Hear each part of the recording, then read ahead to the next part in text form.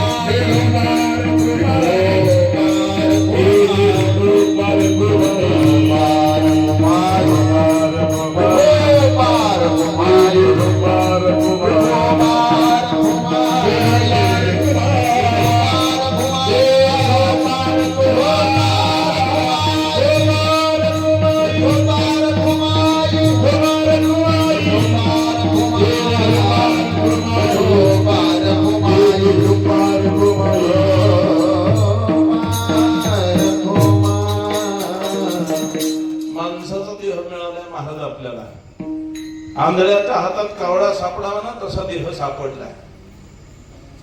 आंधळ्याला सोन्यानं भरलेला हंडा सापडावा तसा देह सापडलाय.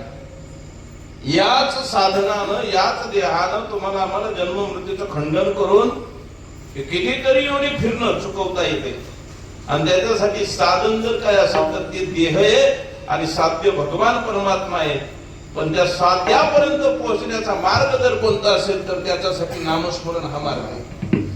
म्हणून कलियुगामध्ये नामस्मरण महत्वाचं आहे. मग तुम्हाला आता एवढं जीव तोडून 2 तास सांगितलं भजन करा भजन करा भजन करा. तुम्ही केलं का? आता भजन झालं विठोबा रुक्माई. तुम्ही म्हणले विठोबा रुक्माई विठोबा रुक्माई करू का नको? तसलं भजन चालत नाही. भजन ते ओंगळवाणी नरका झाली. भजन ओंगळवाणी केलं तर नरकाची प्राप्ती होते महाराज. म्हणून भजन चांगलं करायचं. कसं करायचं माहिती का? एकदा मनापासून भजन केलेलं देवाला आवडवा. मनापासून हीच थोर भक्ती आवडते देवाला. आपल्याला आवडेल ती नाही, त्याला आवडेल ती करायची. आपल्याला आवडतोय म्हणून आपण देवाला करतोय, भक्ती करतोय. आम्हाला पुरणपोळी आवडते ना म्हणून आम्ही देवाला पुरणपोळी करतो. आम्हाला पुरणपोळी घरात कोणी खात नाही मग आम्हाला खीर चपाती आवडते मग आम्ही खीर चपाती करतो. असं नाही. तुम्हाला आवडणारी भक्ती नको, देवाला आवडणारी भक्ती असावी. देवाला मनापासून केलेली भक्ती आवडते. देवाला मनापासून केलेली भक्ती आवडते. मनापासून भक्ती करा ना.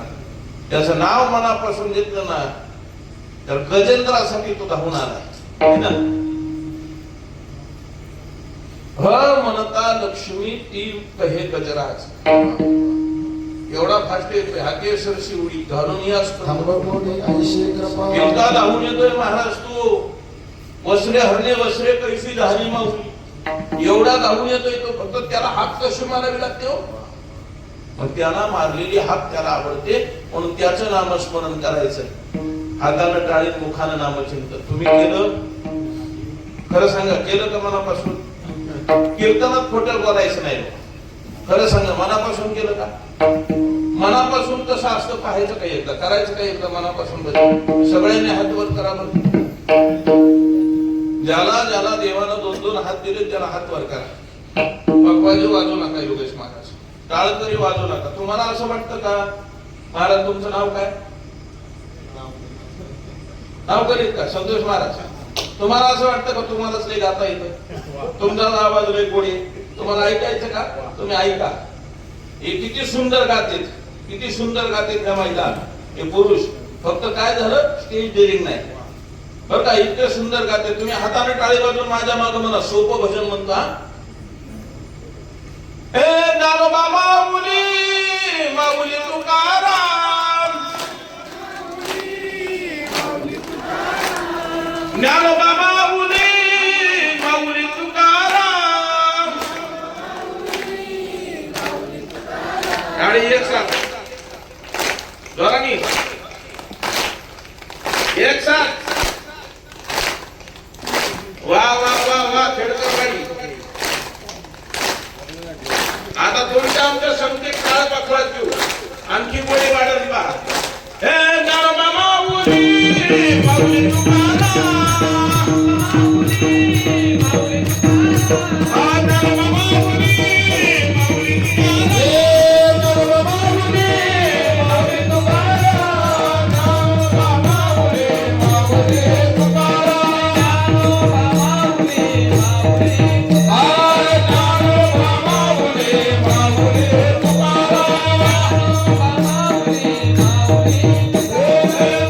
माऊली, माऊली तुकाराम.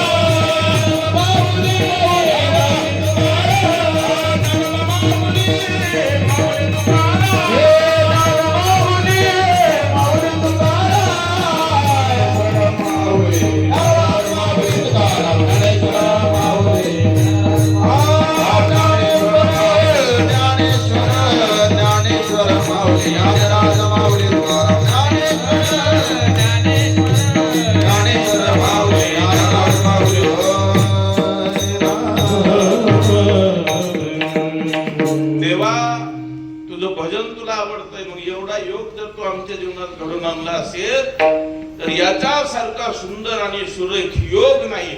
आणि तो योग आमच्या जीवनामध्ये तू घडून आणला. आता जन्म मरणाचं चक्र चुकवणारं साधन आमच्या हातात. काग टाळी ज्ञान का होईना पण प्राप्त झालं. त्यानं मी काय करील शेवटचं कळलं. योग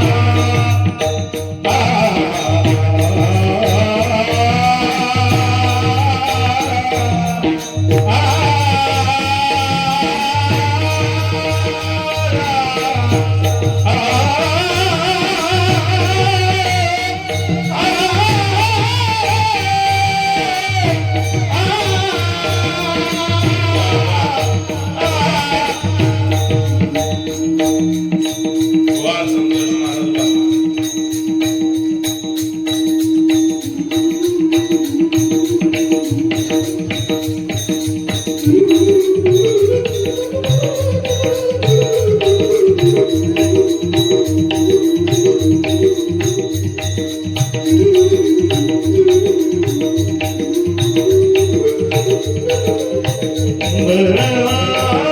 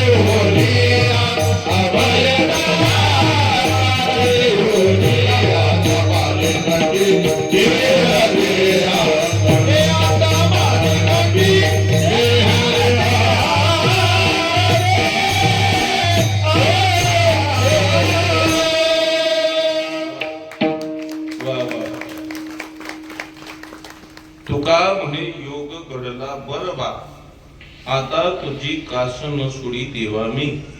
देवा आता तुझी कास सोडणार नाही.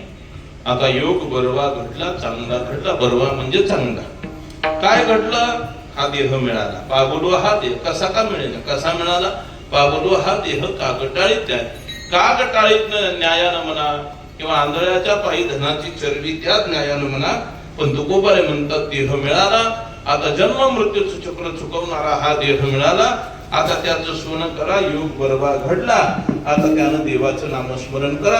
हा अभंगाचा सरळ असो. यथामती यथावकाश. थोडस नामदेव महाराजांची पुण्यतिथी असल्यामुळे पहिलं नामदेवरायांवरती बोलायचा प्रयत्न केला.